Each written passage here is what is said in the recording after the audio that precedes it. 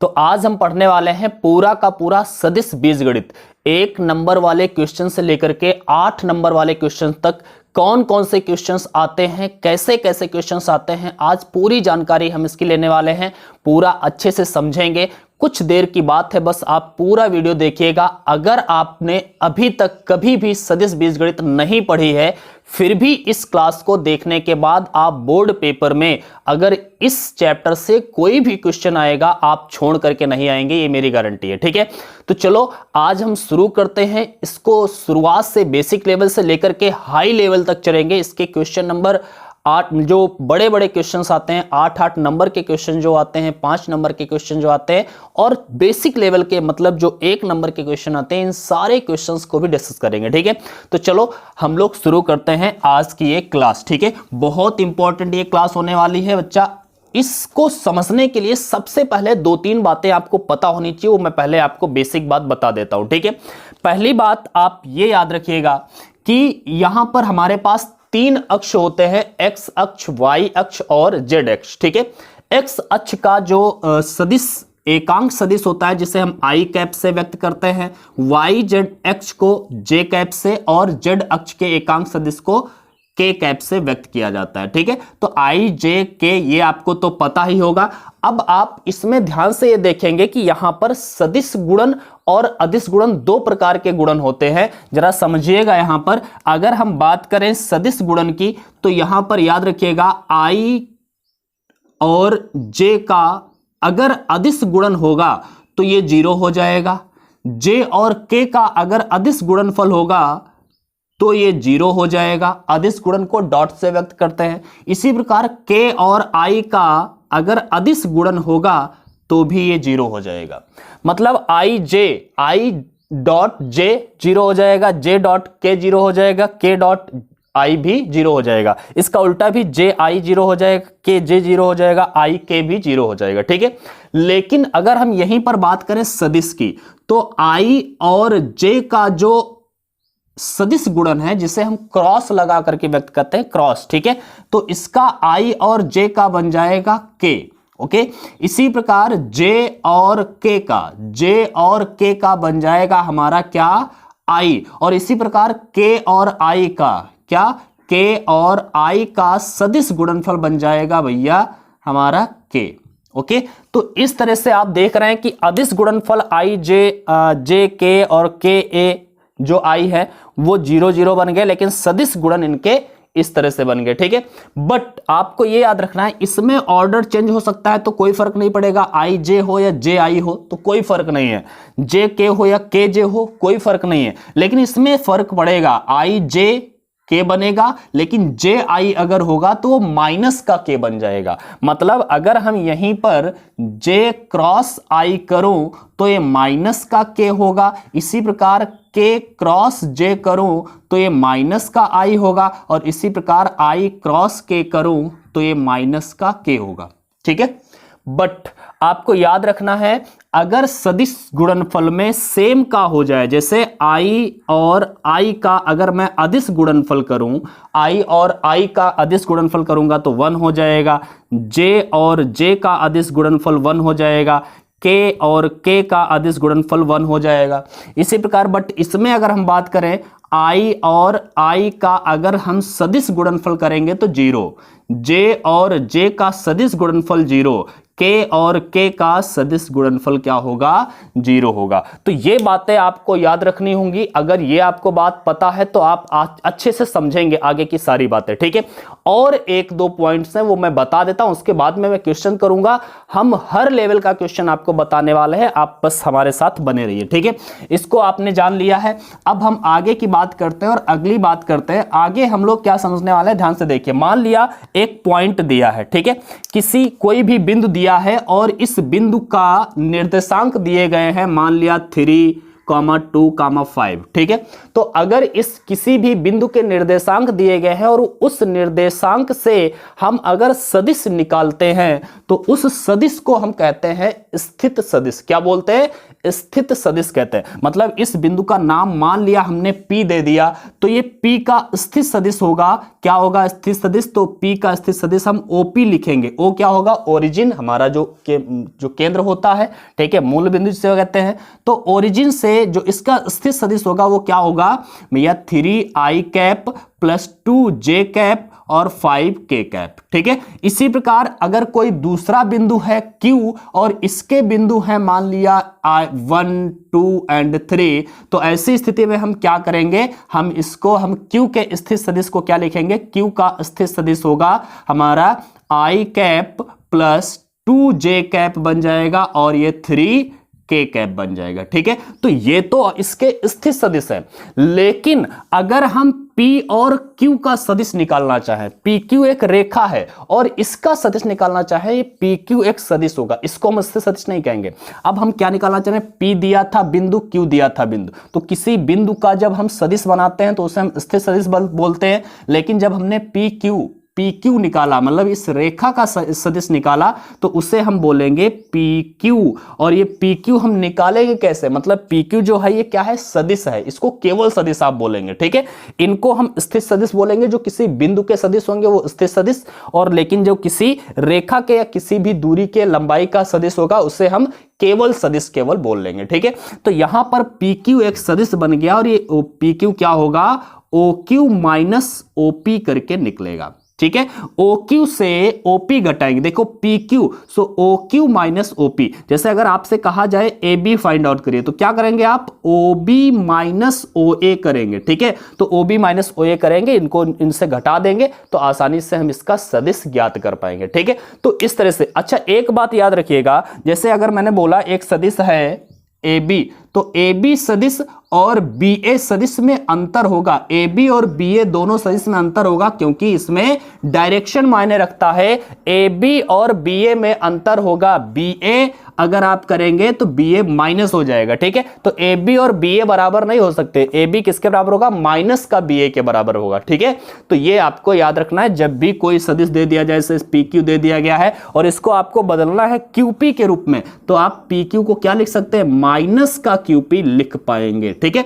तो अगर आपको इतनी बातें पता हो गई हैं तो और हम आगे बढ़ते हैं और अब आपको जानकारी देते हैं किसी भी सदिश का मैग्नीट्यूड हम कैसे ज्ञात करते हैं। ध्यान से देखिएगा, सदिश और अदिश गुणनफल हम कैसे ज्ञात करते हैं। उसके बाद में सारे क्वेश्चंस हम लोग करेंगे, आप परेशान मत होइएगा। आपको बेसिक लेवल से मैं पढ़ा रहा हूं। अगर आपने बिल्कुल भी नहीं पढ़ा है अभी तक सदिश को, फिर भी आप इसको समझ पाएंगे, ठीक है।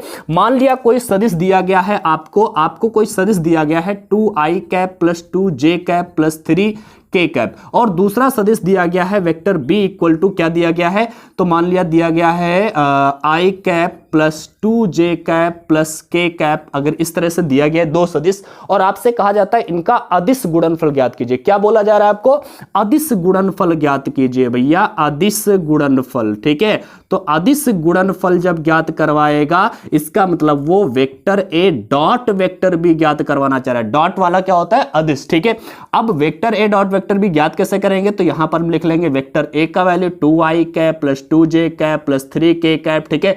डॉट लगा करके वेक्टर B वाला वैल्यू लिखिएगा i cap plus 2j cap plus k cap, okay. अब क्या करना होता है? इनका मल्टीप्लाई करना होता है। तो कैसे करते हैं? Vector A dot vector B कैसे निकलेगा? 2 और इसका गुणनफल, गुणांक क्या है? i और i के गुणांक की गुणा, j और j के गुणांक की गुणा, और k और k के गुणांक की गुणा, ठीक है। यहां पर 2 और 1 का गुणा होगा 2, 2 और 2 का गुणा होगा 4, और 3 और इसका गुणांक है 1, 3 और 1 का गुणांक होगा 3। तो vector A dot vector B मतलब इनका अदिश गुणनफल जो आ गया, ऐड करके हमारा कितना आ गया? 9 आ गया। लेकिन अगर कभी भी सदिश गुणनफल आपसे पूछेगा तब आप क्या करेंगे? ध्यान से देखिए, मैं हर एक बात को आपको बता रहा हूं। आपसे क्या क्या पूछा जाए, सदिश गुणनफल। चलो यहीं पर लिख देते हैं सदिश गुणनफल, ठीक है। अगर आपसे सदिश गुणनफल पूछा जाता है, सदिश गुणनफल, तो सदिश गुणनफल को हमने अभी बताया किससे व्यक्त करेंगे, vector A cross vector B लिखेंगे, ठीक है। और ये कैसे निकालते हैं, तो इसको हम सारणिक के माध्यम से निकालते हैं। यहां पर लिखते हैं आई कैप, जे कैप, के कैप, और इनके गुणांक लिख देते हैं। ए वाले के गुणांक क्या हैं, 2, 2 और 3, और यहां पर बी के गुणांक क्या है, 1, 2 और 1, ठीक है। तो यहां पर हम इनका अब हम सारणिक के रूप में करते हैं विस्तार, तो क्या बनता है, आई कैप को हम बाहर करते हैं तो इनका मल्टीप्लाई, 2 1 जा 2, माइनस में 2 3 जा 3, ठीक है। माइनस का बीच वाला हमेशा माइनस का लेना, जे को माइनस का लेना। इसके बाद में ये वाला लाइन बंद कर देंगे तो इनका मल्टीप्लाई, 2 1 जा 2 और माइनस का 3 1 जा 3 हो जाएगा। इसके बाद में के को लेंगे आप, के वाला लाइन बंद कर दीजिएगा, 2 दूना 4, 1 दूना 2, तो 2 दूना 4 और 1 दूना 2, ठीक है। तो ये बन जाएगा भाई ए क्रॉस वेक्टर बी बराबर में क्या बन जाएगा, 2 से 3 जाएगा माइनस का 1 आई कैप बन गया, और ये 2 से 3 जाएगा माइनस का 1 और माइनस पहले से प्लस का जे कैप बन जाएगा, और 4 से 2 जाएगा तो प्लस का 2 के कैप बन गया। ये हमारा वेक्टर ए क्रॉस वेक्टर भी आया। अब ध्यान से यहां पर देखना, यहां पर ये अदिश गुणनफल क्यों था, क्योंकि ये दोनों सदिश थे, लेकिन सदिश का जब हमने गुणनफल किया तो एक अदिश वैल्यू आ रहा है। ये देखो vector A dot vector B क्या है, एक अदिश वैल्यू है, लेकिन vector A cross vector B एक सदिश निकल के आया है। तो ये अदिश गुणनफल था, तो अदिश गुणनफल में हमेशा एक अदिश वैल्यू आएगा, सदिश गुणनफल में हमेशा एक सदिश निकल कर के आएगा, ठीक है। तो ये बात आपको पता चल गई कि इसका हम अदिश गुणनफल कैसे प्राप्त करते हैं, सदिश गुणनफल कैसे प्राप्त करते हैं। ये अगर आप जान गए हैं तो इसके बाद में एक और छोटी बात बताऊंगा और उसके बाद में मैं क्वेश्चन पर चलूंगा, ठीक है। ये आप नोट कर लीजिएगा और अपने आप करके जरूर देखिएगा, ठीक है। अब हम आगे चलते हैं और आगे की बात आपको बताते हैं। यहां पर ध्यान से देखिएगा, अगर कोई भी आपको सदिश दिया गया है, मान लिया आपको सदिश दिया गया है 2i cap plus 3j cap plus 5k cap, ठीक है। सॉरी, ये j कैप कर देते हैं और k कैप, ठीक है, j कैप और k कैप, और आपसे पूछा जाता है इसका परिमाण ज्ञात कीजिए। क्या आपको आ गया, परिमाण ज्ञात कीजिए। तो परिमाण वेक्टर ए के परिमाण को हम इस तरह से व्यक्त करेंगे, ठीक है। वेक्टर ए का परिमाण मतलब वेक्टर ए का मैग्नीट्यूड, इस तरह से मॉडुलस के अंदर लिख के हम लिखेंगे, और इसका परिमाण हम निकालते कैसे हैं, तो रूट लगाते हैं, इनके गुणांकों का वर्ग कर लेते हैं। 2 का स्क्वायर 4, 3 का स्क्वायर 9 और 5 का स्क्वायर 25, और ऐड कर देंगे तो इसका वेक्टर ए का परिमाण निकल के आएगा हमारा, कितना निकल के आएगा, तो ये जो भी हो जाएगा हमारा 38 शायद हो जाएगा, ठीक है। तो ये 38 हो गया, 25 4 29 9 38, ठीक है ना। तो ये 38 हो गया। तो इस तरह से हम इसका परिमाण निकाल सकते हैं। परिमाण आपको निकालना आ गया। इसके बाद में अब मैं आपको और बता देता हूं। एक होता है एकांक सदिश, जो आपको जरूरत पड़ेगा वही सारी बातें बता रहा हूं, ठीक है। फालतू की बात इसमें से कोई भी नहीं है, सारी की सारी बातें आपको ध्यान से सुननी है और सारी इस्तेमाल होने वाली है, ठीक है। किसी भी सदिश का आपको एकांक सदिश निकालने को कहा जाता है। क्या, एकांक सदिश या मात्रक सदिश। क्या हमने बताया, एकांक सदिश, या फिर इसी को हम कहते हैं मात्रक सदिश, ओके, मात्रक सदिश। तो अगर आपसे एकांक सदिश या मात्रक सदिश निकालने को कभी भी कहा जाता है किसी भी सदिश का, तो आप क्या करेंगे, हम उस एकांक सदिश, मान लिया इस वेक्टर ए का हमें एकांक सदिश या मात्रक सदिश याद करना है, तो वेक्टर ए के मात्रक सदिश को वेक्टर ए पर कैप लगा करके व्यक्त करेंगे। इसको क्या पढ़ेंगे, कैप वेक्टर है, ठीक है। सो ये बन जाएगा इक्वल टू क्या होगा, वेक्टर ऊपर उसका लिख दीजिएगा जो भी वेक्टर है, और उसके अपान में उसको भाग कर देना है उसके मैग्नीट्यूड से।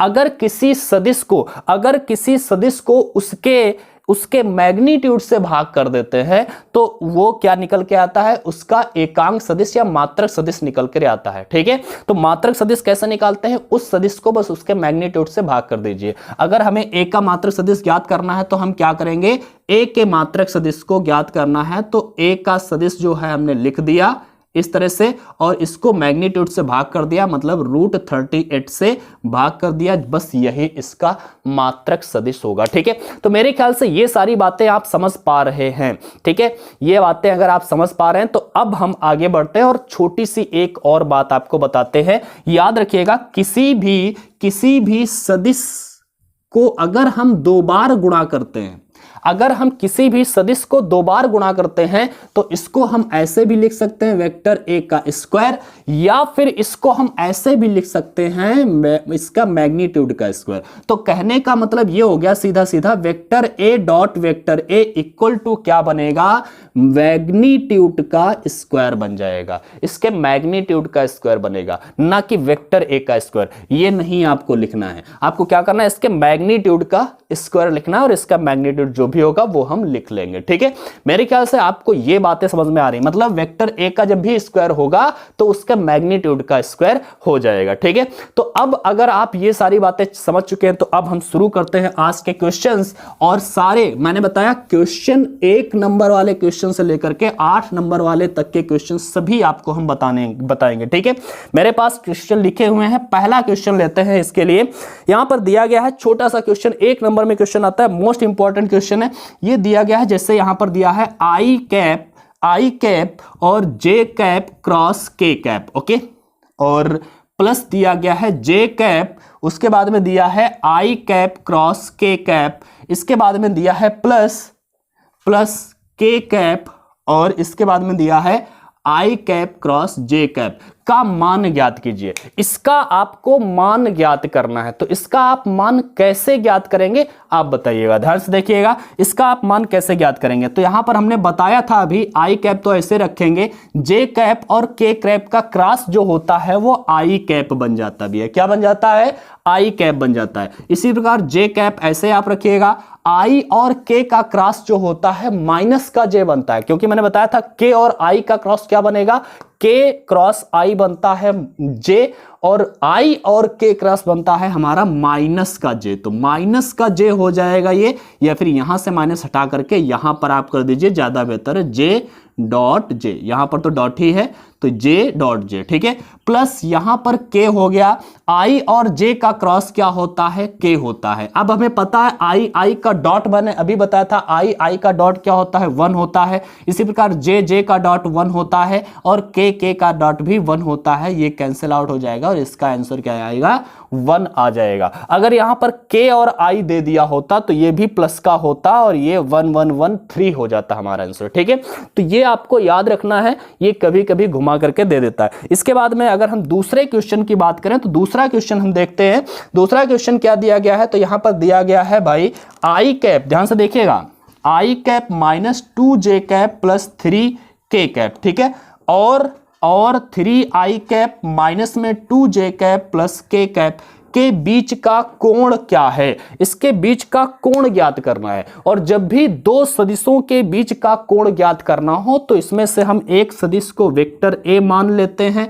दूसरे सदिश को हम वेक्टर बी मान लेते हैं, और जब भी कोण ज्ञात करना है तो फार्मूला क्या लगाना है आपको, cos थीटा इक्वल टू ऊपर vector A dot vector B, ऊपर दोनों का डॉट प्रोडक्ट और नीचे दोनों का मैग्नीट्यूड, वेक्टर ए का मैग्नीट्यूड और वेक्टर बी का मैग्नीट्यूड, ये आपका फॉर्मूला होता है। ठीक है, तो ये आपको याद रखना है। तो यहां पर क्या बन जाएगा, cos थीटा इक्वल टू, यहां पर भैया वेक्टर ए और वेक्टर बी का मैग्नीट्यूड, यहां पर इनका डॉट प्रोडक्ट करना है, तो डॉट प्रोडक्ट मतलब आई कैप माइनस 2 जे कैप प्लस 3 के कैप। ठीक है, डॉट में क्या है, बी का माइनस 2 जे कैप प्लस के कैप, इस तरह से लिखा, और नीचे इनके मैग्नीट्यूड रहेंगे, तो मैग्नीट्यूड ए, इसका मैग्नीट्यूड ए वाले का मैग्नीट्यूड क्या हो जाएगा, रूट में हमने बताया था मैग्नीट्यूड कैसे निकालना है, इनके गुणांकों का स्क्वायर, 1 का स्क्वायर 1, 2 का स्क्वायर 4, भैया माइनस है तो माइनस का 4 मत कर देना, माइनस का जब स्क्वायर होगा तो प्लस ही 4 हो जाएगा। ठीक है, और प्लस 3 3 9। ठीक है, इसी प्रकार दूसरे वाले का, बी वाले का मैग्नीट्यूड क्या हो जाएगा, 9 4 और 1। ठीक है, तो इस प्रकार ये cos थीटा इक्वल टू, इनका निकालते हैं 1 और 3 का मल्टीप्लाई 3, माइनस 2 और माइनस 2 का मल्टीप्लाई प्लस का 4, और 3 और 1 का मल्टीप्लाई 3, अपान में क्या हो जाएगा, 9 4 13 1 14, और यहां भी 13 1 14, रूट 14 की गुणा पूरा 14 हो जाएगा, और ये हमारा आंसर आएगा क्या भाई, यहां पर क्या लिख देंगे, तो इसको लिख देते हैं cos थीटा इक्वल टू भैया 4 3 7 3 10, 10/14, इसको हम या फिर 5/7 भी लिख सकते हैं। और थीटा अगर आपको निकालना था तो थीटा इक्वल टू कॉस, उधर भेजेंगे तो कॉस इनवर्स 5/7 आ जाएगा। ये आपका इनके बीच का कोण हो जाएगा। ठीक है, तो ये आराम से आप ऐसे निकाल सकते हैं। आगे हम आपको एक क्वेश्चन बहुत इंपॉर्टेंट है, बहुत अच्छी तरीके से इसको पूछा जाता है, आपको ये भी क्वेश्चन हम आपको दिखाते हैं। ठीक है, ये सारे क्वेश्चंस आपको नोट कर लेने हैं और कर लेने हैं अपने आप, जरूर इनको तैयारी कर लेना है। अगला क्वेश्चन देखिएगा, क्वेश्चन नंबर 3 जो मैं आपको बताने वाला हूं वो क्या है। यहां पर दिया है त्रिभुज ABC। त्रिभुज ABC में क्रमशः AB, BC और CA से निरूपित तीनों सदिशों का योग कितना होगा। ठीक है, मतलब त्रिभुज ABC है, अगर कोई त्रिभुज ABC है, ABC, तो इसमें AB, BC और CA, ओके, AB, BC और CA का योग कितना होगा आपको बताना है भाई, कि इनका योग कितना होगा। तो याद रखिएगा, अगर बिल्कुल हम सटीक चलते जाते हैं, AB फिर BC फिर CA, देखो यहां से A से B पर आए, B से C पर आए, C से A पर आए, तो अंत में जहां से चले थे वहीं पर पहुंचे हैं, तो हमें याद रखना है कि इसका आंसर क्या हो जाएगा, 0 हो जाएगा। लेकिन कभी कभी ये घुमा करके पूछ देता है, ये कहता है इनमें से कौन सत्य है। क्वेश्चन ऑप्शन दे देता है आपके सामने, बहुत सारे ऐसे क्वेश्चन ऑप्शन दे देगा, AB plus BC plus CA बराबर 0, एक ये भी ऑप्शन होगा, एक ऑप्शन होगा AB plus BC minus CA बराबर 0। ठीक है, एक ऑप्शन होगा आपके पास AB minus BC plus CA बराबर 0। तो इधर उधर क्वेश्चन होंगे,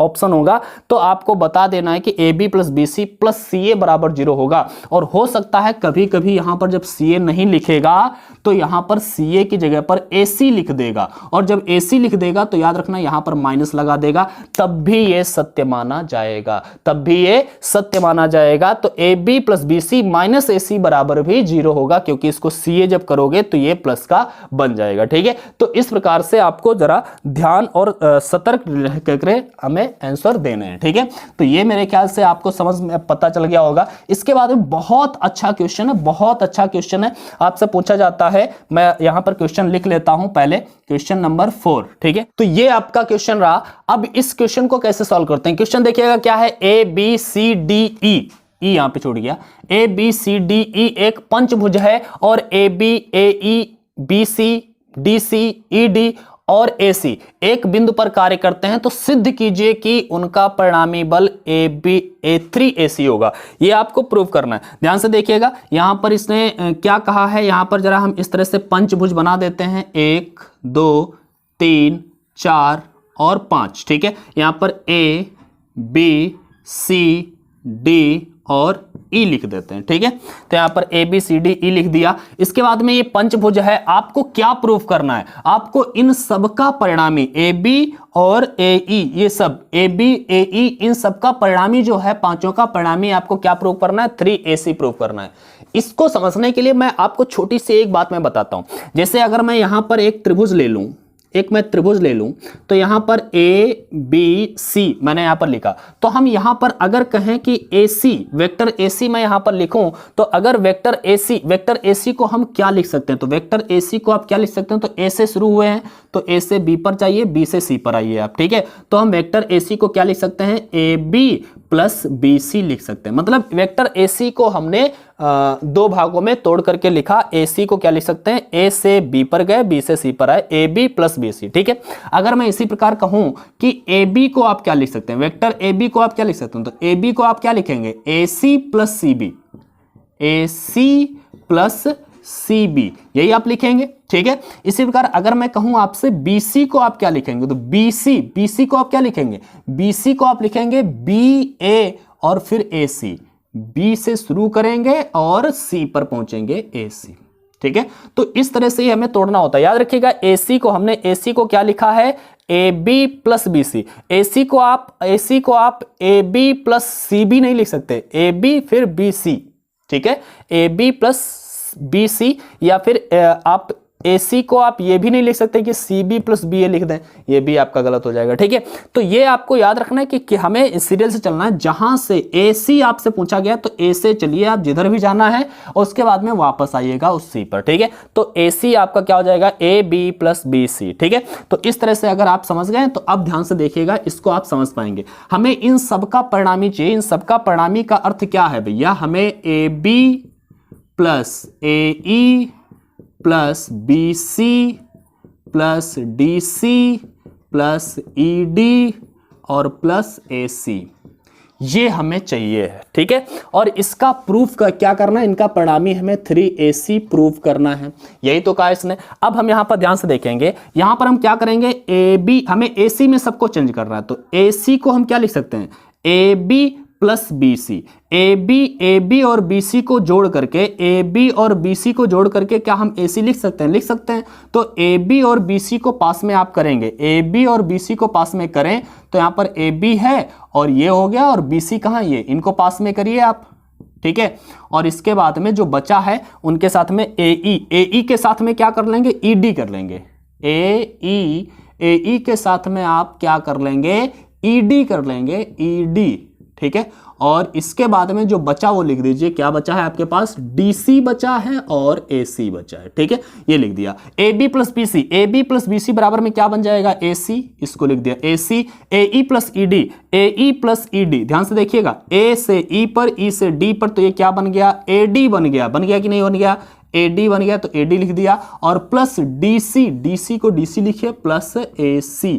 ओके, अब ध्यान से देखिएगा, यहां पर ध्यान से देखेंगे, AD जो है, AD के साथ में अगर DC जुड़ जाए तो ये क्या बन जाएगा भाई, AD के साथ में अगर DC जोड़ दें तो ये AC बन जाएगा। तो ये AD प्लस DC, इनको 2AC तो हो चुका है, 2AC लिख दिया मैंने। और यहां पर इन दोनों को मिलाएंगे, AD प्लस DC अगर करेंगे तो इसको हम AC लिख पाएंगे, तो इनको भी AC हमने लिख दिया। तो इस तरह से देखा, 2AC ये हो गया और 1AC ये हो गया, तो ये बन गया 3AC, ये आपका आंसर आ गया। ठीक है, तो इस तरह से हम इसको प्रूव कर पाएंगे। बहुत इजी क्वेश्चन है और ये 2 से 2 नंबर में अक्सर पूछ देता है। ठीक है, तो ये आपको याद रखना है। अगला क्वेश्चन लेते हैं और आगे क्वेश्चन हम लोग करेंगे, अच्छे क्वेश्चन है हमारे पास। ठीक है, ये सारे क्वेश्चन हम लोग करने वाले हैं। अगले क्वेश्चन को हम यहाँ पर नोट कर देते हैं। तो ये देखते हैं, ये प्रश्न क्या है हमारे पास, लिखा है पार्श्व चित्र में ABCD एक समांतर चतुर्भुज है जिसमें ABBC के मध्य बिंदु क्रमशः E और F हैं।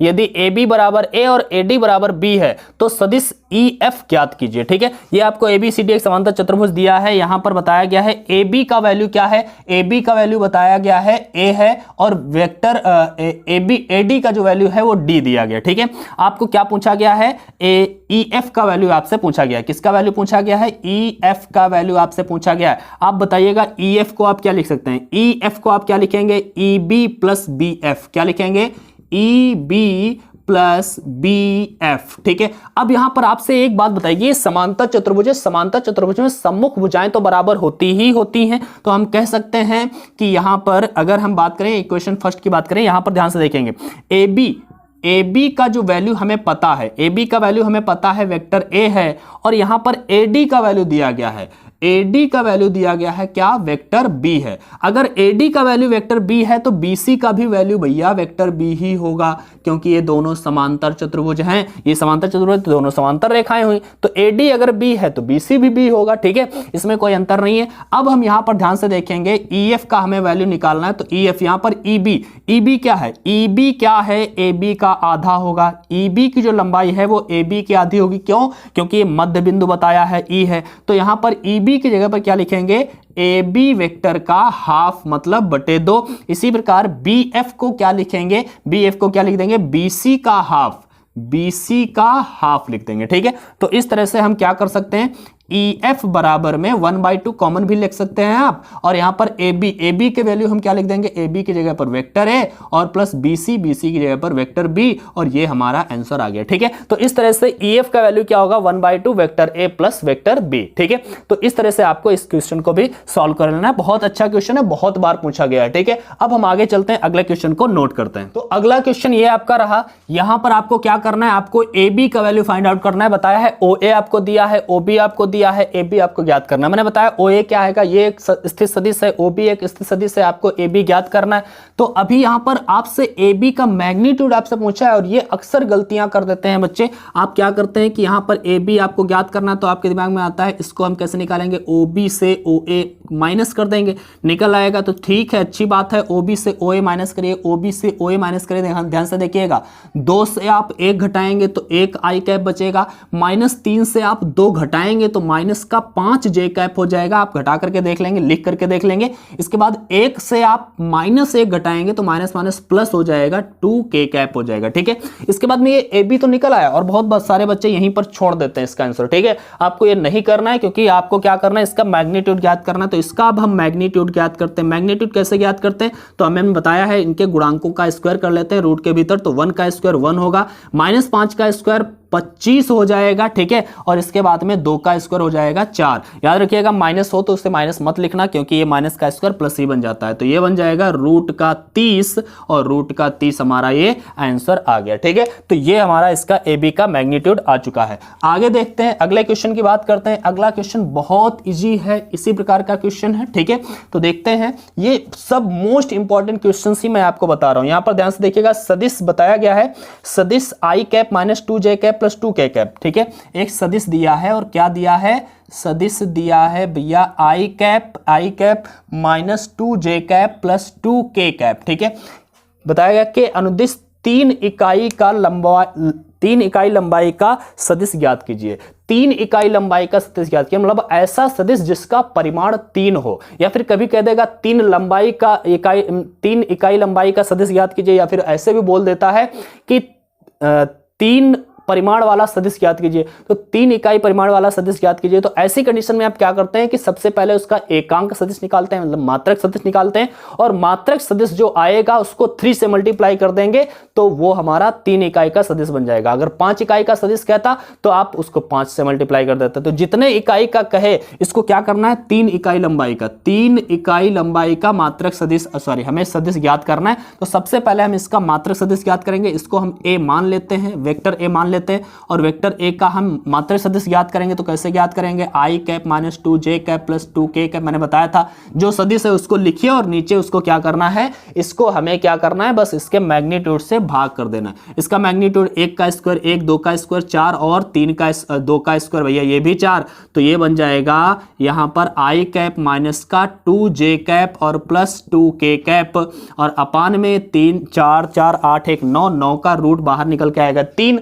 अब 3 इकाई का सदिश ज्ञात करना है, तो इसको 3 से मल्टीप्लाई कर देंगे। तो 3 इकाई वाला सदिश, 3 इकाई वाला सदिश जो होगा, इसको क्या करेंगे, 3 से मल्टीप्लाई कर देंगे इसको, ठीक है। सो आई कैप -2 जे कैप प्लस 2 के कैप, ठीक है, ये आपका है, और अपान में 3 है, तो ये 3 कैंसिल आउट ही हो जाएगा। इसका मतलब है जो सदिश हमारा दिया गया था, ये 3 इकाई वाला ही सदिश था, ठीक है। तो ये 3 इकाई वाला ही सदिश था, ये आपने कर लिया है। इसके बाद में आगे की बात करें, अगले क्वेश्चन की बात करें, बहुत अच्छा क्वेश्चन है, ध्यान से देखते हैं इसको हम कैसे सॉल्व करेंगे, ठीक है। तो ये एक आपका क्वेश्चन है, बहुत अच्छा क्वेश्चन है। ज्ञात कीजिए लैम्डा के किस मान के लिए सदिश वेक्टर ए आपको दिया गया है 15 आई कैप माइनस लैम्डा जे कैप प्लस 30 के कैप, और वेक्टर बी 16 आई कैप प्लस 12 जे कैप माइनस 2 के कैप एक दूसरे पर लंब है, ठीक है। याद रखिएगा, जब भी कहेगा 2 वेक्टर एक दूसरे पर लंब हैं, 2 सदिश एक दूसरे पर लंब हैं, तो ऐसी कंडीशन में आपको फॉर्मूला अप्लाई करना है कि vector A dot vector B, जो vector A dot vector B, इनका जो अदिश गुणनफल होता है वो इक्वल क्या होना चाहिए, 0 होना चाहिए, ठीक है। तो ये लंब होने का प्रतिबंध होता है, vector A dot vector B equal to क्या होता है, 0 होता है। आप यहां पर क्या करेंगे, vector A dot vector B करेंगे, यहां पर वेक्टर ए कितना है, तो आपके पास है 15 आई कैप माइनस लैम्डा जे कैप और प्लस 30 के कैप, और डॉट में वेक्टर बी कितना है आपके पास, तो 16 आई कैप प्लस 12 जे कैप माइनस का 2 के कैप इक्वल टू 0 हो जाएगा। इसके बाद में आपको क्या करना है, बस इनको हल करना है। 15 और हमने बताया था आई के गुणांकों की गुणा करेंगे, 15 और 16 की गुणा करेंगे, कितना आएगा, 240 आएगा। माइनस में लैम्डा और 12 की गुणा करेंगे तो 12 लैम्डा हो जाएगा। 30 और 2 की गुणा करेंगे माइनस का 60 हो जाएगा बराबर में 0। यहाँ पर 240 से 60 माइनस कर देंगे सो 180 बचेगा और माइनस का 12 लैम्डा बराबर में 0। तो हम इसको लिख सकते हैं 12 लैम्डा बराबर में 180 और लैम्डा बराबर में 180 अपान 12, 12 एकम 12, 12 पंचे 60। तो लैम्डा का मान क्या आ गया 15 निकल के आ गया। ठीक है, तो ये इस तरह से आप इसका आंसर दे सकते हैं। अगले क्वेश्चन की बात करते हैं। अगला क्वेश्चन बहुत अच्छा क्वेश्चन है, इसको भी हम लोग देखते हैं। ये सारे क्वेश्चन बहुत इंपॉर्टेंट क्वेश्चन है, बोर्ड एग्जाम में बहुत बार रिपीट किए गए हैं, हम वो क्वेश्चन आपको बता रहे हैं। और साथ ही साथ में आप ये याद रखिएगा कि इसी प्रकार का क्वेश्चन और या फिर यही क्वेश्चन आपके बोर्ड एग्जाम में आने वाले हैं। चलो देखते हैं। अगला क्वेश्चन दिया गया है, यहां पर ध्यान से देखिएगा। यदि लिखा है यदि वेक्टर ए इक्वल टू आपको दिया गया है i cap plus 2j cap, i cap plus 2j cap minus में दिया गया है 2k cap, okay 2k cap, और वेक्टर बी आपके सामने दिया गया है 2i cap plus 3j cap,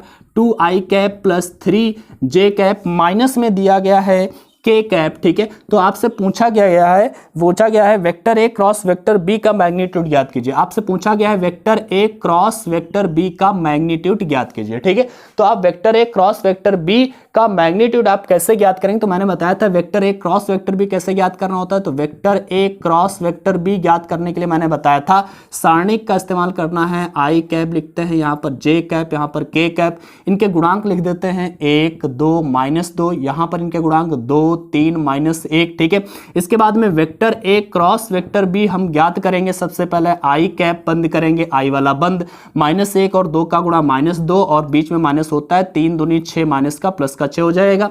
minus का जे कैप करेंगे तो ये कैंसिल आउट, माइनस का माइनस 1 हो जाएगा, 2 दूना 4 माइनस का प्लस का 4 हो जाएगा। इसी प्रकार के कैप की बात करें अगर तो यहाँ पर के वाला बंद 3 एकम 3, 2 दूना 4, इस तरह से हो जाएगा। Vector A cross vector B equal to क्या आएगा भैया 4i कैप। ठीक है, इसको सॉल्व करेंगे तो क्या आएगा माइनस का 3j कैप, इसके बाद में यहाँ पर क्या आएगा आपका माइनस का 1k कैप। ठीक है, ये आपका vector A cross vector B निकल के आया है और यहीं पर आपका ये आंसर नहीं रुकता है, आपको आगे भी जाना है। और आगे क्या होगा फिर, तो हमने बताया इसका मैग्नीट्यूड आपको ज्ञात करना। तो इसका मैग्नीट्यूड मतलब vector A cross vector B का मैग्नीट्यूड कैसे ज्ञात करते हैं। मैग्नीट्यूड ज्ञात करने के क्या करना है, इनका स्क्वायर 4 का स्क्वायर 16, 3 का स्क्वायर 9 और 1 का स्क्वायर 1। तो ये बन जाएगा vector A cross vector B का मैग्नीट्यूड जो आपको होगा वो होगा 16 9 25, 25 1 26 रूट 26, ये आपका आंसर हो जाएगा। ठीक है, तो इस तरह से आप ऐसे क्वेश्चंस को कर सकते हैं। अगला क्वेश्चन बहुत अच्छा क्वेश्चन है, ये क्वेश्चन है आपके सामने। यदि डी और ई एक त्रिभुज एबीसी की भुजा AB और AC के मध्य बिंदु हैं तो सिद्ध कीजिए कि BE plus DC equal to होता है 3/2 BC। ठीक है, तो ये बहुत अच्छा क्वेश्चन है, बहुत बार पूछा गया क्वेश्चन है। ठीक है, तो इसको करते हैं। सबसे पहले क्या करते हैं, एक त्रिभुज ABC हम लोग ड्रॉ कर लेते हैं। इस तरह से हमने एक त्रिभुज ABC ड्रॉ कर लिया। इसका बताया गया है ABC। अब AB और AC का मध्य बिंदु है, AB और AC का मध्य बिंदु हमने क्या बताया है D और E है। ठीक है, तो यहां पर इसको हम ऐसे मिला देते हैं, इनको भी इस तरह से मिला लेते हैं, इनको भी इस तरह से मिला लेते हैं। आप याद रखिएगा अगर मध्य बिंदु को मिलाया है हमने तो मध्य बिंदु को मिलाने वाली जो रेखा होती है वो BC का आधी होगी, क्योंकि हमें ज्यामिति से पता है। ठीक है, ज्यामिति से पता है मध्य बिंदु को मिलाने वाली रेखा जो होती है वो उसके सम्मुख भुजा की आधी लंबाई की होती है। मतलब हम कह सकते हैं यहाँ पर DE जो होगा भाई, DE जो होगा वो BC का आधा होगा। क्या होगा, BC का आधा होगा। ये आपको ज्यामिति से पता होना चाहिए, ज्यामिति से पता होना चाहिए, ज्यामिति। ठीक है, आपको ज्यामिति से आपको पता है ये बात। ठीक है, इसके बाद में अगर हम आगे की बात करें तो आगे हम क्या करेंगे, तो यहां पर हमें निकालना क्या है BE प्लस DC। तो सबसे पहले हम यहां पर BE निकालते हैं। कैसे निकालेंगे BE, और जरा ध्यान से देखेंगे BE जब आप निकालेंगे तो किस त्रिभुज की बात करने वाले हैं, BEC की बात हम करेंगे। त्रिभुज हम ले लेते हैं BEC और BEC में हम क्या करेंगे BE निकाल रहे हैं। ध्यान से देखिएगा BE, और हमने बताया था अभी जैसे BE को आप क्या लिख सकते हो, BE को क्या लिख सकते हो, B से C पर जाइए, C से E पर जाइए, मतलब BE को आप क्या लिख सकते हैं BC प्लस CE, यही लिख सकते हैं ना। BE को आप क्या लिख सकते हैं, BE को आप लिख सकते हैं BC प्लस CE। इसी प्रकार आपको और क्या निकालना, DC। तो DC आप निकालिएगा किस त्रिभुज में, तो इस वाले त्रिभुज की बात कर रहे हैं आप, DCE त्रिभुज DCE ई में आपको क्या निकालना है, डीसी। तो डीसी को आप क्या लिखेंगे, डीसी को आप क्या लिखेंगे, और डीसी को आप लिख सकते हैं डीई प्लस ई सी, क्योंकि डी से सी तक जाना है तो डी से ई पर जाइए, ई से सी पर आइए, तो हम इसको लिख सकते हैं डीई प्लस ई सी। ठीक है, तो ये समीकरण 2 है। अगर हम दोनों को जोड़ दें, मतलब बीई और डीसी का मान यहां पर रख दें, तो ये बीई प्लस डीसी क्या बन जाएगा, ध्यान से देखिएगा, बीई प्लस डीसी जो हमारा होगा, बीई का वैल्यू क्या है हमारे पास, तो बीई का वैल्यू है बीसी प्लस सीई और प्लस में, और हमारा डीसी, डीसी का वैल्यू क्या है, DE plus C C, sorry ई सी। ओके, तो ये हमारा हो गया। अब आप ध्यान से देखेंगे, अब आप यहां पर ध्यान से देखेंगे, आपको यहां पर BC तो फाइंड आउट करना ही करना है, BC को आप फाइंड आउट करेंगे ही करेंगे। आप यहां पर देख रहे हैं CE है प्लस DE है, CE और DE, CE और D, यहां पर ध्यान से देखिएगा CE और यहां पर EC है, तो CE और EC को भी हम अगर CE करें तो ये माइनस बाहर आ जाएगा। ठीक है, तो हम इसको क्या लिख सकते हैं, ध्यान से देखिएगा, इसको हम लिखेंगे BC प्लस CE, तो इसे हम लिखे ही लिखे हैं। अच्छा, DE को क्या लिख सकते हैं, मैंने बताया था BC/2, तो यहां पर BC/2 लिख दीजिए आप। और EC को क्या लिखेंगे, तो EC को आप माइनस कर दें अगर बाहर, तो इसको आप CE लिख सकते हैं। ठीक है, अब ये CE और CE प्लस माइनस का कैंसिल आउट है, BC और BC/2 को जोड़ेंगे तो 3BC/2 आपका आ जाएगा, और यही आपको प्रूव करना है। बहुत आसानी से सारे क्वेश्चन प्रूव कर पाएंगे, अच्छे से समझ पाएंगे, बस हमारे साथ बने रहिए। अगर आपको वीडियो पसंद आ रहा है तो भैया इसको शेयर जरूर करिएगा, लाइक करिएगा, और चैनल सब्सक्राइब नहीं किए हो तो कर लो। ठीक है, आगे हम बढ़ते हैं अगले क्वेश्चन की ओर। बहुत अच्छा क्वेश्चन अगला आपके सामने आने वाला है, ध्यान से देखिएगा। अगला क्वेश्चन हम लोग लेने वाले हैं आपके लिए। ठीक है, तो क्वेश्चन आपके सामने है, यदि वेक्टर ए कैप एक एकांक सदिश है, ए कैप क्या है, एक एकांक सदिश है, और बताया गया है, और x minus vector A minus A cap into में, मतलब डॉट में, vector x plus A cap equal to 8 दिया है, तो आपको वेक्टर x का मैग्नीट्यूड आपको फाइंड आउट करना है। वेक्टर x का मैग्नीट्यूड आपको फाइंड आउट करना है। कैसे फाइंड आउट करेंगे, तो आपको एक हिंट दे दी गई है, यहां पर बताया गया वेक्टर a क्या है, ए कैप क्या है, एक एकांक सदिश है। तो ए कैप अगर एक एकांक सदिश है तो याद रखिएगा, किसी भी एकांक सदिश का जो मैग्नीट्यूड होता है वो 1 होता है। किसी भी एकांक सदिश का या फिर मात्रक सदिश का मैग्नीट्यूड क्या होता है, 1 होता है। तो यहां पर आप क्या करेंगे, इसको आप सॉल्व करेंगे, x कैप माइनस में ए कैप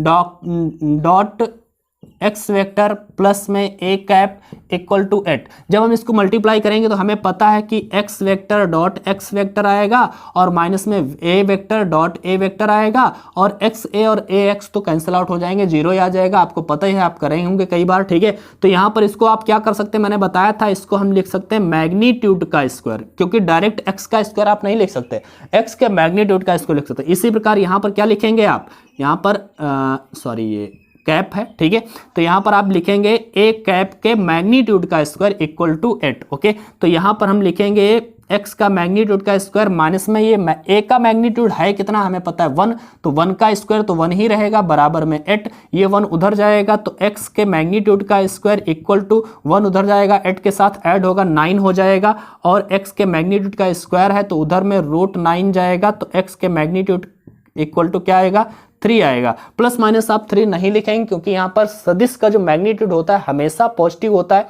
नेगेटिव वाला नहीं होता है। तो इसका आंसर हमारा क्या हो जाएगा, x का जो हमारा मैग्नीट्यूड हो गया वो 3 आ गया है। ठीक है, तो इस तरह से आप इसका मैग्नीट्यूड निकाल सकते हैं। आगे क्वेश्चन हम लेते हैं, बहुत अच्छे अच्छे क्वेश्चन हमारे पास हैं। एक हमने बताया ना 8 नंबर वाले क्वेश्चन तक आपको हम समझाने वाले हैं। ठीक है, तो जब हमारे साथ बने रहिए। बस अगला क्वेश्चन देखते हैं। तो आपके सामने ये एक क्वेश्चन है, यदि एकांक सदिश ए कैप और बी कैप के बीच का कोण थीटा है, तो सिद्ध कीजिए कि sine theta by 2 equal to 1/2 vector A cap minus B cap का मैग्नीट्यूड। ठीक है, तो ये आप इसको कैसे प्रूव करेंगे, इसमें ध्यान से देखिएगा। यहां पर बताया गया है ए कैप और बी कैप क्या है, ये एकांक सदिश है, एकांक सदिश है, तो इनके मैग्नीट्यूड जो होंगे वो क्या होंगे, 1 होंगे। ए कैप भी और बी कैप का भी मैग्नीट्यूड 1 होगा। इनके बीच का कोण थीटा है। आप ध्यान से देखिएगा, हमें अगर इनके बीच का कोण थीटा है, हम यहाँ पर क्या करेंगे, हम यहाँ पर लेते हैं यहाँ पर vector A minus vector B के मैग्नीट्यूड का स्क्वायर इक्वल टू, हम क्या लिख सकते हैं इसको, vector A minus vector B, यहाँ पर वेक्टर नहीं है कैप है तो ये कैप ही लगाते रहेंगे हम लोग। ठीक है, तो यहाँ पर ये हो जाएगा ए कैप, और यहाँ पर ये बन जाएगा ए कैप माइनस बी कैप। ठीक है, तो ये आपको फॉर्मूला तो पता ही होगा, आप इसको क्या करेंगे, सो ए कैप माइनस बी कैप का होल स्क्वायर इक्वल टू, यहाँ पर हम इसको क्या लिख सकते हैं,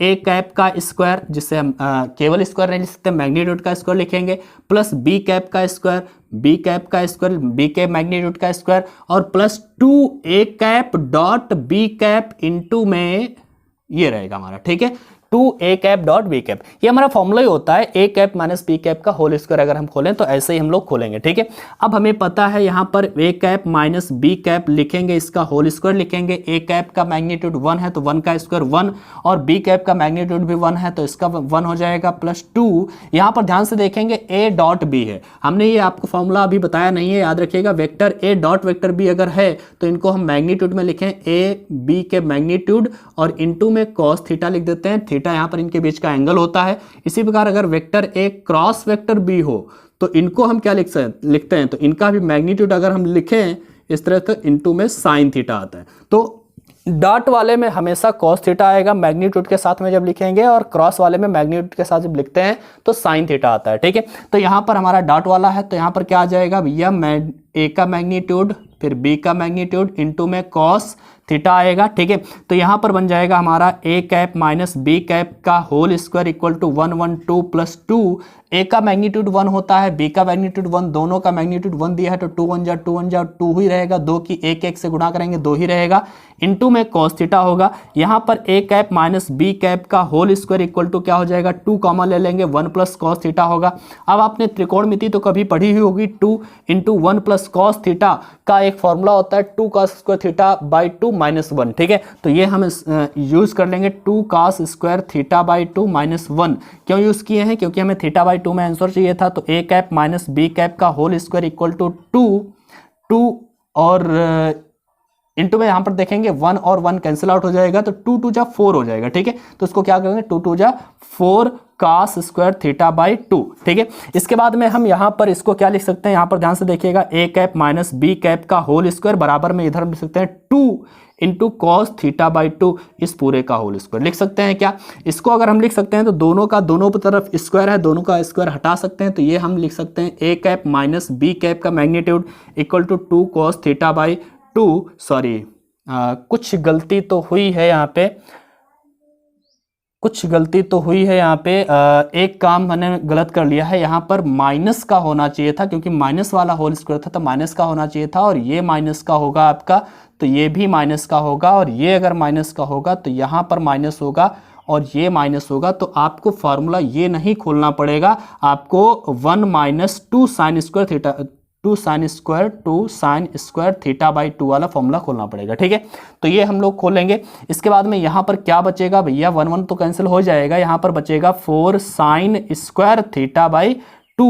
यहाँ पर क्या बचेगा भाई, यहाँ पर भी 2 साइन थीटा बाई 2 का होल स्क्वायर, और इसलिए यहाँ पर 2 साइन थीटा बाई 2। आपको क्या प्रूव करना था, साइन थीटा बाई 2, तो साइन थीटा बाई 2 जो होगा ये 2 इधर भेज देंगे, 1/2 हो जाएगा ए कैप माइनस बी कैप का मैग्नीट्यूड। ठीक है, तो ये आपका इस तरह से क्वेश्चन सही हो जाएगा। ठीक है, तो आप इसको बहुत अच्छे से समझ गए होंगे। आगे चलते हैं, अगले क्वेश्चन लेते हैं। तो यहां पर अगला क्वेश्चन है, एक एकक सदिश ज्ञात कीजिए जो सदिश 3i cap plus 2j cap minus k cap तथा 12i cap plus 5j cap minus 5k cap दोनों पर लंब हो। ठीक है, तो ये आपको एक ऐसा सदिश ज्ञात करना है जो इस वाले सदिश और इस वाले सदिश दोनों पर लंब होना चाहिए। ठीक है, और साथ साथ में वो एकक होना चाहिए, मतलब वो मात्रक सदिश होना चाहिए, एकांक सदिश होना चाहिए। तो सबसे पहले आपको क्या करना है, सबसे पहले इसको हम वेक्टर ए मान लेते हैं। यहाँ पर वेक्टर ए मान लिया, 3i cap plus 2j cap minus का k कैप है। वेक्टर बी आपका क्या है, 12i cap plus 5j cap है माइनस का 5k कैप है। याद रखिए दोनों पर लंब सदिश होता क्या है, एक दो सदिश दिए हैं और कहा जाए कि इन दोनों पर लंब सदिश ज्ञात कीजिए, तो आप क्या करेंगे, इसका क्रॉस प्रोडक्ट निकाल लेंगे। जो इसका vector A cross vector B होता है वो इन दोनों पर लंब सदिश होता है। ठीक है, तो ए और बी दोनों पर लंब सदिश क्या होगा, vector A cross vector B, ये क्या हो जाएगा, तो vector A cross vector B आप कैसे निकालते हैं, हमें पता ही है, ए जे के ठीक है। यहाँ पर 3 2 -1, यहाँ पर क्या हो जाएगा 12 5 एंड -5, ठीक है। इसके बाद में vector A cross vector B जब आप निकालेंगे तो ये क्या बन जाएगा आपका आई कैप 5 दूना 10 और प्लस का 5 बन जाएगा, माइनस का जे कैप ये बंद हो जाएगा 5 3 15 और ये हो जाएगा प्लस का 12। इसके बाद में के कैप जब हम बंद करेंगे तो यहाँ पर 5 3 15 हो जाएगा और माइनस का 12 दूनी 24 हो जाएगा, ठीक है। तो इस तरह से vector A cross vector B जो आपका निकलेगा वो निकलेगा माइनस का 5 आई कैप और यहाँ पर जो बचेगा आपके पास माइनस का 3 और माइनस माइनस प्लस का 3 जे कैप हो जाएगा। यहाँ पर जो आपके पास बचेगा माइनस का 9 बचेगा आपके पास, ठीक है। तो माइनस का 9 के कैप हो जाएगा, ठीक है। तो ये vector A cross vector be in दोनों पर लंब तो है लेकिन ये एकक सदिश नहीं है, एकांक सदिश नहीं है। अब इसका हमें एकांक सदिश याद कर देना है, ठीक है। तो एकांक सदिश हमें कैसे याद करना होता है, आपको पता ही है कि इनका जो एकक सदिश है मतलब इनका कैप कैसे निकालते हैं। तो इनका भैया हम क्या करेंगे, इसके वेक्टर को किसी भी वेक्टर का एकांक सदिश याद करना हो तो उसके मैग्नीट्यूड से भाग कर दीजिए बस उसका, ठीक है। तो इसका मैग्नीट्यूड क्या होगा, तो 5 का स्क्वायर 25, 3 का स्क्वायर 9 और 9 का स्क्वायर 81 और ऐड करके लिख देना, बस हमारा एकक सदिश ज्ञात हो गया, ठीक है। तो बहुत आसानी से बहुत अच्छी तरीके से आप समझ पा रहे होंगे सारी बातें अगर आपने बेसिक से अच्छे से समझ के रखा है, ठीक है। मैंने हर एक बात को अच्छे से समझाने का प्रयास किया। आगे चलते हैं, आगे के बड़े बड़े क्वेश्चंस और लेते हैं और इनको भी हम लोग सॉल्व करते हैं, ठीक है। अगला क्वेश्चन है, बहुत अच्छा क्वेश्चन है, यहाँ पर दिया गया है एक समांतर चतुर्भुज का क्षेत्रफल ज्ञात कीजिए जबकि उसके विकर्ण दिए गए। यहां पर बच्चे अक्सर गलती करते हैं, अभी मैं बताता हूं क्या गलती हो जाती है, ठीक है। आपसे कहा गया है कि ये एक समांतर चतुर्भुज है, क्या है ये, समांतर चतुर्भुज। समांतर चतुर्भुज आपको है दिया गया है, समांतर चतुर्भुज के विकर्ण दिए गए हैं और आपको इसका क्षेत्रफल ज्ञात करना है, ठीक है। तो याद रखिएगा समांतर चतुर्भुज का क्षेत्रफल का जो फार्मूला होता है, समांतर चतुर्भुज का जो क्षेत्रफल होता है, समांतर चतुर्भुज का जो क्षेत्रफल होता है वो हम कैसे ज्ञात करते हैं, याद रखिए अगर आपको विकर्ण दिए गए हैं, अगर आपको विकर्ण दिए गए हैं तो समांतर चतुर्भुज के लिए क्षेत्रफल का फॉर्मूला होता है vector A cross vector B. मतलब vector A cross vector B निकालिए, दोनों का क्रॉस प्रोडक्ट निकालिए, उसका मैग्नीट्यूड निकाल लीजिए, उसको 2 से भाग कर दीजिए, ठीक है। तो ये आपका समांतर चतुर्भुज का विकर्ण अगर दिए हैं तो आपका फॉर्मूला हो जाएगा। लेकिन कभी कभी क्या देता है, वो संगत भुजाएं देता है, विकर्ण नहीं देता है। कहेगा समांतर चतुर्भुज का क्षेत्रफल ज्ञात कीजिए जिनकी संगत भुजाएं ये हैं, तो संगत भुजा ए बराबर दे देगा, बी बराबर दे देगा और ये विकर्ण नहीं है बल्कि संगत भुजा है। और जब संगत भुजा देगा तो आपको क्या करना है, vector A cross vector B केवल करना है और उसका मैग्नीट्यूड निकाल लेना, उसको 2 से भाग नहीं करना है। जब विकर्ण दिया होगा, मैंने क्या बताया, जब विकर्ण दिए होंगे तब आपको 1/2 vector A cross vector B का मैग्नीट्यूड निकालना है। जब संगत भुजाएं दी होंगी तो vector A cross vector B निकालना है। इसी प्रकार त्रिभुज का क्षेत्रफल आता है, तो त्रिभुज का क्षेत्रफल क्या होता है, तो त्रिभुज का जो क्षेत्रफल होता है वो 1/2 vector A cross vector B. यहां पर vector A cross vector B इसकी संगत भुजाएं हैं, ठीक है। तो त्रिभुज में क्या होता है, कई बार बच्चे ये करते हैं कि त्रिभुज में 1/2 वेक्टर ए क्रॉस वेक्टर भी होता है और समांतर चतुर्भुज में वेक्टर ए क्रॉस वेक्टर भी होता है, 1/2 नहीं होता है। भैया 1/2 होता है, जब विकर्ण दिए होंगे तो समांतर चतुर्भुज का भी फार्मूला यही होता है 1/2 vector A cross vector B, जहां पर ए और बी जो है इसके विकर्ण दिए हैं, ठीक है। अगर संगत भुजाएं दी हैं तो ये हमारा फार्मूला त्रिभुज के लिए और ये हमारा फार्मूला समांतर चतुर्भुज के लिए। आप निकाल तो सकते ही हैं, आप क्या करेंगे, vector A cross vector B निकालेंगे सारणिक के रूप में, उसके बाद में उसका मैग्नीट्यूड निकाल लेंगे, ठीक है। और उसके बाद में आप इसको 2 से भाग कर देंगे तो विकर्ण दिया है, इसका क्षेत्रफल निकल आएगा, आप निकाल लेना। आगे मैं चलता हूं और आगे की कहानी मैं आपको बताता हूं, ठीक है। मैंने ये सारी बातें आपको बता दी हैं। अब हम बात करते हैं अगले क्वेश्चन की। बहुत अच्छा क्वेश्चन हमारे सामने दिया गया है, ठीक है। तो आपके सामने अगला क्वेश्चन दिया गया है, सिद्ध कीजिए कि यदि त्रिभुज ABC में बिंदु A B C के स्थित सदिश क्रमशः 2i कैप माइनस जे कैप प्लस के cap, i cap minus 3j cap minus 5k cap, 3i cap minus 4j cap minus 4k cap है तो त्रिभुज समकोण होगा। ये आपको प्रूफ करना है। कैसे प्रूफ करेंगे, ध्यान से देखिएगा। यहां पर क्या दिए हैं, इन ABC के स्थित सदिश दिए गए हैं, मतलब है OA आपको दिया गया। मैंने बताया था स्थित सदिश को हम कैसे लिखते हैं, OA बराबर क्या दिया है, तो आपका OA बराबर में दिया है 2i कैप माइनस जे कैप प्लस के कैप, ठीक है। A का स्थित सदिश, B का स्थित सदिश OB आप लिखेंगे, जिसे लिखेंगे i cap minus 3j cap minus 5k cap. और इसी प्रकार C का स्थित सदिश OC लिखेंगे, ये क्या होगा, 3i कैप कैप माइनस का 4 जे कैप माइनस का 4 के कैप। ठीक है, आपको क्या करना है, त्रिभुज समकोण है ये आपको सिद्ध करना है। आपको स्थिर सदिश दिए गए हैं, स्थिर सदिश का मतलब है बिंदु आपको दिए गए हैं, ध्यान से देखिएगा, बिंदु दिए हैं, ए का बिंदु दिया है, बी का बिंदु दिया है, सी का बिंदु दिया है। अभी आपको भुजाएं नहीं दी हैं, तो ए बी भुजा आप निकालेंगे। ए बी आप कैसे निकालेंगे, तो मैंने बताया अगर ए बी आपको भुजा निकालनी है तो आपको क्या करना होगा, ओ बी माइनस ओ ए करना होगा भैया। ओ बी माइनस ओ ए करें, जरा करते हैं। ओ बी से ओ ए को घटाइए, ओ बी से ओ ए को घटाइए, 1 से 2 घटाएंगे, माइनस का 1 आई कैप बचेगा। इसी प्रकार -3 से -1 घटाएंगे तो -3 से -1 ये प्लस बन जाएगा और माइनस का 2 जे कैप बचेगा। आप घटा करके देख लेना। इसी प्रकार -5 से आपको क्या घटाना है, 1 घटाना है तो माइनस का 6 के कैप बन जाएगा। ठीक है, तो इस तरह से ए बी आपने निकाल लिया है। इसी प्रकार आप बी सी निकालेंगे। ठीक है, और ए बी निकाला तो ए बी का मैग्नीट्यूड भी निकाल लीजिए। ए बी का क्या निकालेंगे, मैग्नीट्यूड। सो ए बी निकाला और ए बी का मैग्नीट्यूड क्या निकल के आएगा आप बताएंगे। यहाँ पर 1 का स्क्वायर 1, 2 का स्क्वायर 4, 6 का स्क्वायर 36, तो ये हो गया भैया हमारा 41, रूट का 41 ये हो गया। इसी प्रकार आप बी सी निकालेंगे, जरा बी सी निकालेंगे तो बी सी कैसे निकालेंगे, ओ सी माइनस ओ बी करके। ठीक है, ओ सी माइनस ओ बी करके, तो बी सी बराबर में क्या आएगा, ओ सी से ओ बी घटाइए। मैं ज्यादा लिख नहीं रहा हूं, आप ओ सी लिखेंगे, माइनस ओ ए लिखेंगे, ओ बी लिखेंगे, फिर आप घटाएंगे। ठीक है, मैं यहां पर डायरेक्ट ऐसे घटा रहा हूं। ओ सी से ओ बी घटाइए तो 3 से 1 घटाएंगे, 2 आई कैप बचेगा। -4 से -3 घटाएंगे तो माइनस का 1 जे कैप बचेगा। और यहां पर -4 से -5 घटाएंगे तो प्लस का के कैप बच जाएगा आपके पास। ठीक है, तो इस तरह से हमने घटा लिया। अब बीसी का मैग्नीट्यूड आपको निकाल लेना, तो बीसी का मैग्नीट्यूड क्या हो जाएगा भैया, 2 का स्क्वायर 4, 1 का स्क्वायर 1, 1 का स्क्वायर 1, ये हो गया हमारा 9। ठीक है, सॉरी 9 कैसे आया, 6 आ जाएगा। ठीक है, √6 हमारा आ गया। इसके बाद में अभी और क्या निकालना है, ए बी हो गया, बी सी हो गया, अभी सी ए अभी निकालना बाकी है, तो सी ए निकालते हैं। सी ए क्या हो जाएगा, ओ सी, ए सी निकालो, सी ए निकालो, बात एक ही है। ठीक है, आप सी ए निकाल लो भाई, तुम्हारी मर्जी है। ठीक है, उसका मैग्नीट्यूड तो सेम ही आना है, कोई टेंशन लेने की बात है नहीं। तो ए सी आप क्या, ओ ए माइनस क्या करेंगे, ओ ए माइनस ओ सी करेंगे। ठीक है, तो यहां पर ओ ए से ओ सी घटाएंगे, ओ ए से ओ सी घटाएंगे तो ओ ए से ओ सी 2 से 3 घटाएंगे तो क्या आएगा भैया, ओ से 2 से 3 घटाएंगे तो हमारा आएगा माइनस का आई कैप। -1 से -4 घटाएंगे तो प्लस का 3 जे कैप आएगा। और यहाँ पर 1 से -4 घटाएंगे तो प्लस का 5 के कैप आ जाएगा। ठीक है, तो इसका जरा हम सी ए निकालते हैं, सी ए का मैग्नीट्यूड निकालते हैं। तो ये क्या बनेगा हमारा, 1 का स्क्वायर 3 का स्क्वायर 9, 5 का स्क्वायर 25, तो ये बन गया 25, 25 1 26, 26 और 9 35। ठीक है, तो रूट में 35 हो गया।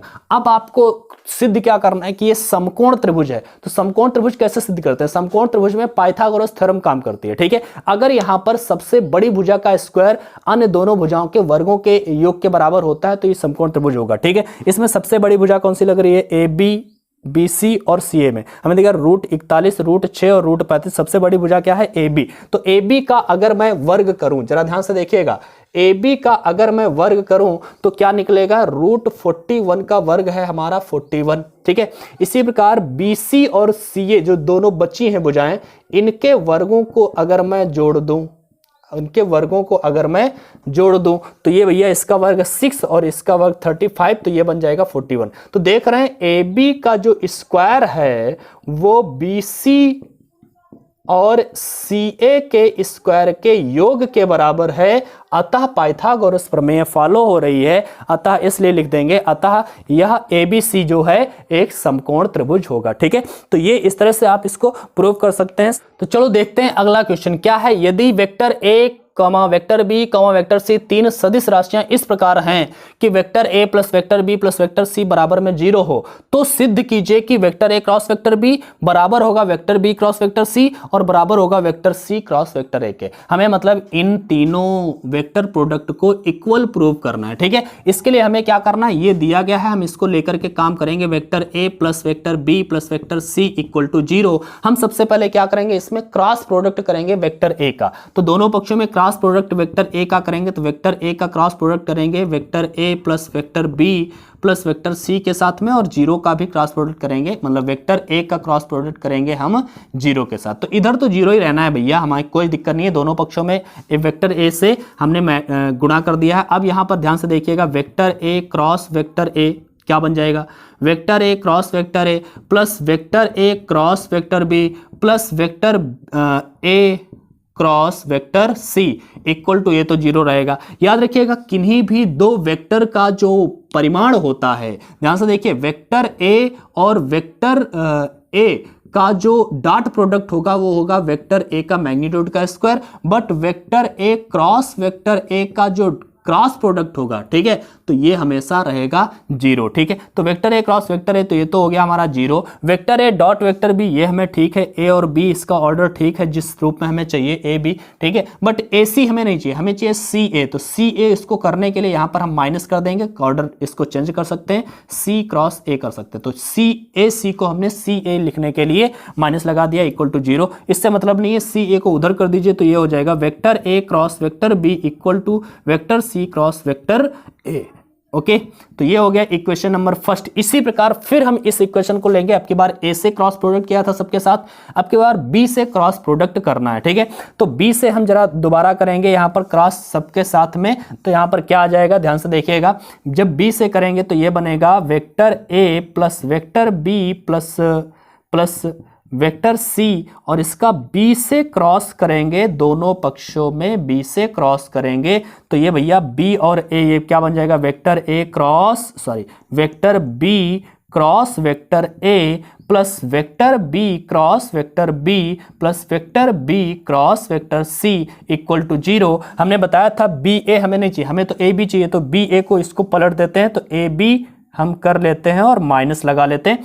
बी और बी का आंसर क्या हो जाएगा, जिससे ए का 0 हो जाता है, तो ये भी 0 हो जाएगा, कोई मतलब नहीं रहा हमारा। b cross c equal to 0, यहां पर a क्रॉस b को उधर भेज देंगे तो हमारा क्या हो जाएगा, नीचे दिख रहा है कि हाँ चलो दिख रहा है, तो vector b cross vector c equal to vector a cross vector b, इस तरह से हो जाएगा। अब यहां पर ध्यान से देखेंगे इक्वेशन फर्स्ट और सेकंड, a क्रॉस b बराबर किसके है, c क्रॉस a के, और a क्रॉस b बराबर है b क्रॉस c के, तो हम कह सकते हैं कि तीनों आपस में बराबर है, तो लिख सकते हैं समीकरण 1 व 2 से हम कह सकते हैं कि vector A cross vector B बराबर किसके है, vector A cross vector B बराबर है बी क्रॉस सी के, vector B cross vector C के, और vector B cross vector C के अगर बराबर है vector A cross vector B, तो vector A cross vector B C और ए के भी बराबर है, सी क्रॉस ए के भी बराबर है, तीनों आपस में हम कह सकते हैं बराबर है, इसलिए ये हमारा प्रूव हो गया। ठीक है, तो इस तरह से इसको प्रूव कर सकते हैं। अब हम देखते हैं अगला क्वेश्चन, बहुत अच्छा क्वेश्चन है, अगला क्वेश्चन देखते हैं। तो अब हमारे पास क्वेश्चन है, यदि त्रिभुज ABC के शीर्षों के स्थित सदिश क्रमशः A, B और C हैं, तब सिद्ध कीजिए कि त्रिभुज ABC का क्षेत्रफल जो होगा 1/2 magnitude of B cross C plus C cross A plus A cross B। ठीक है, तो ये हमको प्रूव करना है। अभी हम लोग ऐसे ही प्रूव करते हैं, बहुत अच्छे तरीके से हमने बताया था, ये स्थित सदिश हैं। ठीक है, तो हम यहाँ पर मान लेते हैं, मान लिया ये हमारा है एक त्रिभुज, ठीक है, इसके स्थित सदिश हैं, ये हमारा A बिंदु है, ये B बिंदु है, ये C बिंदु है, और A का स्थित सदिश वेक्टर A, B का स्थित सदिश वेक्टर B और C का स्थित सदिश वेक्टर C है। तो अगर स्थित सदिश दिए हैं तो हमें तो AB भुजा चाहिए, तो भुजा AB बराबर क्या हो जाएगा, इनकी संगत भुजाएं, क्योंकि क्षेत्रफल का फॉर्मूला होता है 1/2 और दोनों संगत भुजाओं का गुणनफल, vector A cross vector B. ठीक है, तो यहां पर ध्यान से देखिएगा, अगर मैं यहां पर बात करूं तो ए बी क्या हो जाएगा, ए बी का मतलब होगा OA माइनस OB। ध्यान से देखिए, मैंने थोड़ा और समझा देते हैं, जैसे यहां पर ए बी सी क्या है, स्थित सदिश है, तो मतलब ए का स्थित सदिश OA जिसे लिखेंगे, OA हमारा क्या है, OA हमारा वेक्टर ए दिया है। ठीक है, इसी प्रकार बी का स्थित सदिश जो है OB क्या है हमारा, वेक्टर बी दिया है। इसी प्रकार OC हमारा क्या है, वेक्टर सी दिया है। हमें क्या निकालना है, इनकी संगत भुजाएं निकालनी है, तो सबसे पहले हम क्या निकालते हैं, AB, और AB बराबर में क्या होगा, OB माइनस OA, यही होगा ना। तो AB बराबर में हमारा क्या हो जाएगा, तो AB बराबर OB कितना है, B माइनस में OA कितना है, A। ठीक है, तो AB हमारा ये भुजा आ गया। इसी प्रकार अगर मैं AB की निकाल चुका हूं तो AC निकाल लीजिए, इसके संगत भुजा क्या है, AC। तो AC बराबर में क्या आ जाएगा, तो AC बराबर में होगा OC माइनस OA। तो यहां पर हम लिख सकते हैं ये AC बराबर में हमारा बन जाएगा C माइनस का A। ठीक है, तो C माइनस A, ये हमारा AB निकल के आया है, ये हमारा AC निकल के आया है। हमें निकालना है त्रिभुज का क्षेत्रफल, तो त्रिभुज का क्षेत्रफल बराबर में फॉर्मूला होता है 1/2 संगत भुजाओं का गुणनफल। संगत भुजाएं इसमें क्या है, AB और AC, तो यहां पर AB और क्रॉस AC ये हम लिख लेते हैं, तो 1/2 AB भैया कितना है, तो AB आपके पास है B माइनस A, तो यहां पर लिखेंगे B माइनस A। इसके बाद में क्रॉस AC कितना है C माइनस A, ठीक है। तो ये हमने लिख लिया। अब इसको हल करते हैं तो यहाँ पर B और C का क्रॉस हो जाएगा, B क्रॉस C हो जाएगा, फिर B का A के साथ तो माइनस का B क्रॉस A हो जाएगा, इसके बाद A का C के साथ तो माइनस का A क्रॉस C हो जाएगा, इसके बाद A का A के साथ minus minus plus A cross A हो जाएगा, ठीक है। तो इसके बाद में हमें क्या करना, 1/2 लिखा, B क्रॉस C लिख दिया, ऐसे ही माइनस है तो इसको प्लस कर दो, A क्रॉस B कर सकते हैं तो A क्रॉस B कर दिया, पलट दिया, चिन्ह बदल जाएगा। इसको भी हम यहाँ पर प्लस का कर देते हैं तो C क्रॉस A बन जाएगा, पलट जाएगा। और A क्रॉस A मैंने बताया था, अभी यहाँ पर आपको बताया था कि ये 0 होता है, ठीक है। तो ये हमारा देखिएगा आंसर आ चुका है। त्रिभुज का क्षेत्रफल हमारा क्या निकल के आया है, जो हमें निकालना था वही हमने प्रूव कर दिया, ठीक है। तो इस तरह से इस क्वेश्चन को भी आप अच्छे से समझ गए होंगे मेरे ख्याल से। अब हम चलते हैं आगे, एक और क्वेश्चन देखते हैं, बहुत अच्छा क्वेश्चन है। तो चलो अब हमारे पास ये क्वेश्चन है, यदि आपको क्या करना है, ये आपको बताया गया vector A, vector B, vector C कोई 3 सदिश हो तो सिद्ध कीजिए कि a plus B, B plus C, C plus A equal to 2abc। अब यहां पर ये समझना होता है कि बड़े ब्रैकेट में बिना डॉट प्रोडक्ट या क्रॉस प्रोडक्ट के लगे हुए अगर 3 सदिश इस प्रकार से लिखे हैं तो इनका अर्थ क्या होता है। ध्यान से देखिएगा, इनका मतलब क्या होता है। तो यहां पर मैं आपको बता दूं, सबसे पहले मैं आपको बता देता हूं कि यहां पर अगर a बी सी इस तरह से लिखें तो इसका अर्थ होता है ए को आप बाहर करिए, क्रॉस में और ब्रैकेट यहां पर डॉट लगाइए और बी क्रॉस सी आप ब्रैकेट में लिख सकते हैं। तो इसका मतलब होता है ये हमारा, ठीक है। मतलब वेक्टर ए डॉट में बी क्रॉस सी, अगर यहां पर आपसे लिख दिया जाए पी क्यू आर तो इसका मतलब क्या होगा आप बताइएगा। इसका मतलब होगा कि वेक्टर पी डॉट लगाइएगा, क्यू और आर का क्या कर दिया जाएगा, इसका क्रॉस प्रोडक्ट, ठीक है। अगर ए और बाहर लिखा है बी क्रॉस सी, अगर क्रॉस प्रोडक्ट में है तो इसको हम ए बी सी भी लिख सकते हैं इस तरह से, इसको हम रिवर्स भी लिख सकते हैं, इसको इधर भी लिख सकते हैं, इसमें कोई दिक्कत नहीं है। अगर आप ऐसे समझ गए हैं तो अब आप इसको समझ पाएंगे। ध्यान से देखिएगा, ये ए है, ये बी है, ये सी, मान लिया ये पी है, ये क्यू है, ये आर है, तो इसको आप कैसे लिखेंगे ध्यान से देखिए जरा, और ये हमें प्रूव करना है। ध्यान से देखिए, ए पी क्यू आर, तो इसको क्या लिखेंगे, पी को आप बाहर कर देंगे, मतलब vector A plus vector B को आप बाहर कर देंगे और ब्रैकेट के भीतर क्या लिखेंगे, vector B cross vector C, plus यहां पर है, और इन दोनों का क्रॉस होगा ना तो इसका और इसका हमारा क्रॉस प्रोडक्ट हो गया, ठीक है, क्रॉस प्रोडक्ट हो गया। तो अब जरा इसको हम हल करते हैं तो ये बनेगा vector A plus vector B dot में, यहाँ पर ये बड़ा ब्रैकेट हटा दीजिए, बड़ा ब्रैकेट वो दिख रहा है कि इस तरह से लिख लेते हैं, ठीक है। तो यहाँ पर इस तरह से लिख लेंगे। अब आपको यहाँ पर मल्टीप्लाई करना है, बी और सी का मल्टीप्लाई क्या हो जाएगा, बी क्रॉस सी, इसी प्रकार बी और ए का मल्टीप्लाई बी क्रॉस ए, इसी प्रकार सी और सी का मल्टीप्लाई सी क्रॉस सी, और इसी प्रकार सी और ए का multiply C cross A. Okay, तो ये हमारा हो गया। इसके बाद में ए प्लस बी ये हो जाएगा b क्रॉस सी, तो b क्रॉस सी रहेगा, उसमें कोई दिक्कत ही नहीं है, b cross C plus b cross a, तो b क्रॉस a को आप a क्रॉस b भी लिख सकते हो, आपकी मर्जी है, ठीक है। तो आप इसको अभी ऐसे ही लिखिए, ऐसे लिखा रहने तो कोई दिक्कत नहीं है, b क्रॉस a, ठीक है। इसके बाद में c क्रॉस c, तो हमें पता ही 0 हो जाएगा ये, ठीक। इसके बाद में c क्रॉस a, ये ऐसे लिखा रहने दीजिए। अब इनकी हम अंदर गुणा करते हैं, ए की तीनों के साथ फिर बी की तीनों के साथ, तो ये क्या बन जाएगा, ए बाहर और बी क्रॉस सी। इसके बाद में आप याद रखिएगा ए की अभी इसके साथ करनी है तो ए बाहर बी क्रॉस ए, इसके बाद में ए बाहर सी क्रॉस ए, ठीक है। अब बी की तीनों के साथ करें तो प्लस बी बाहर बी क्रॉस सी, और प्लस में आपका क्या हो जाएगा, बी बाहर रहेगा और b क्रॉस a, और इसके बाद में प्लस b बाहर तो c क्रॉस a, ठीक है। तो ये आप याद रखिएगा, अगर यहाँ पर a b c इस तरह से लिखा है तो इसको हम इस तरह से भी लिख सकते हैं भाई, b c a, इनका हम ऑर्डर चेंज कर देंगे, कोई इसमें दिक्कत नहीं होगी, ठीक है। बस हमारा ऑर्डर अलग गलत तरीके से चेंज नहीं होना चाहिए। देखो ए बी सी, ए के बाद बी, बी के बाद सी, सी के बाद ए, तो यहाँ पर देखिए बी के बाद सी, सी के बाद ए के बाद बी, ठीक है। तो ये सीरियल हमारा ये होना चाहिए, मतलब यहाँ पर ए करते हैं, यहाँ पर सी करते हैं, तो ये हम नहीं कर सकते, ठीक है। तो इस तरह से हम यहाँ पर देख पा रहे हैं, देखो बी ए सी आप ये नहीं लिख सकते क्योंकि बी के बाद ए नहीं आता है, बी के बाद सी आता है, सी के बाद ए आता है, ठीक है। तो इस तरह से आप इसका ऑर्डर चेंज कर सकते हैं। और एक बात, यहाँ पर ए बी और ए अगर किसी भी ब्रैकेट के अंदर 2 बार रिपीट हो जाए कोई एक ही वेक्टर, तो उसका आंसर क्या होता है, हमेशा 0 होता है। जैसे बी बी कोई भी 2 रिपीट कर जाए तो उसका आंसर क्या होगा, 0। तो यहां पर हम सबसे पहले क्या करेंगे, ए बी क्रॉस, ए बाहर है, बी क्रॉस सी अंदर है, तो इसको हम क्या लिख सकते हैं, ए बी सी। भाई इसी का तो वैल्यू है, ये इसी का तो वैल्यू है, तो इसको हम ऐसे भी लिख सकते हैं। इसको हम क्या लिख सकते हैं, ए बी ए, ठीक है। इसको क्या लिख सकते हैं, ए सी ए, ठीक है। अभी जो मैंने बताया है अगर नहीं समझ में आया तो दोबारा थोड़ा सा पलट करके फिर थोड़ा सा बैक करके फिर देखिएगा, आप समझ जाएंगे, ठीक है। यहां पर क्या हो जाएगा, बी बी सी, ठीक है, प्लस बी बी ए, ठीक है, प्लस बी सी और ए, ठीक है। तो आप यहां पर देख रहे हैं कि ये तो ए बी सी है, ए बी सी है, इसमें कोई दिक्कत नहीं है। यहाँ पर ए 2 बार रिपीट कर गया, इसका वैल्यू 0 होगा। यहाँ पर ए 2 बार रिपीट कर गया, इसका वैल्यू 0। यहाँ पर बी रिपीट कर गया, इसका 0। यहाँ पर बी रिपीट कर गया, इसका भी 0।